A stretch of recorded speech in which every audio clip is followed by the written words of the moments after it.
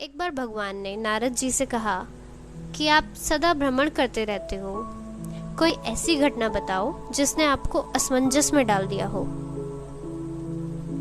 नारद जी ने कहा, प्रभु, अभी मैं एक जंगल से आ रहा हूँ। वहाँ एक गाय दलदल में फंसी हुई थी और उसे कोई बचाने वाला वहाँ नहीं था।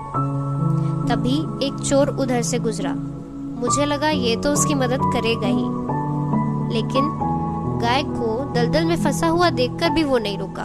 उल्टा उसी के ऊपर पैर रखकर दलदल लांघकर निकल गया और आगे जाकर उसे सोने की मोहरों से भरी एक थैली मिल गई।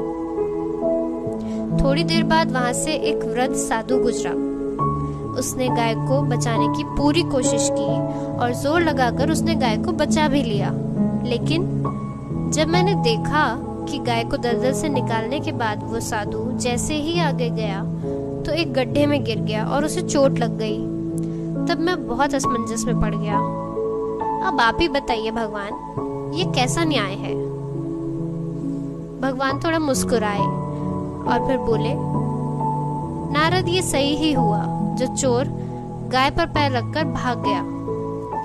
उसकी किस्मत में तो एक बड़ा खजाना था, लेकिन उसके इस पाप के कारण उसे केवल कुछ मोहरें ही मिली। वहीं उस साधु को गड्ढे में इसलिए गिरना पड़ा क्योंकि उसके भाग्य में तो मृत्यु लिखी थी, लेकिन गाय को बचाने के कारण उसके पुण्य बढ़ गए और उसकी मृत्यु एक छोटी सी चोट में बदल गई। इंसान के कर्म से ही उसका भाग्य तय होता है। और ये सुनकर नारद जी संतुष्ट हुए और बोले, भगवान, आपकी लीला तो अपरंपार है। हमें सदा ही अच्छे कर्म करने चाहिए ताकि हमें उसका फल अच्छा ही मिले।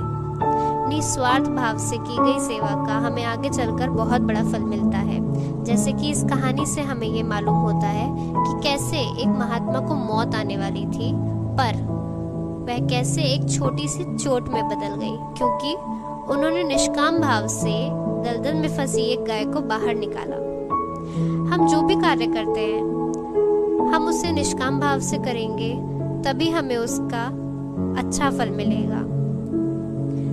यदि हम निष्काम भाव से सेवा नहीं करते हैं, तो उस सेवा का मूल्य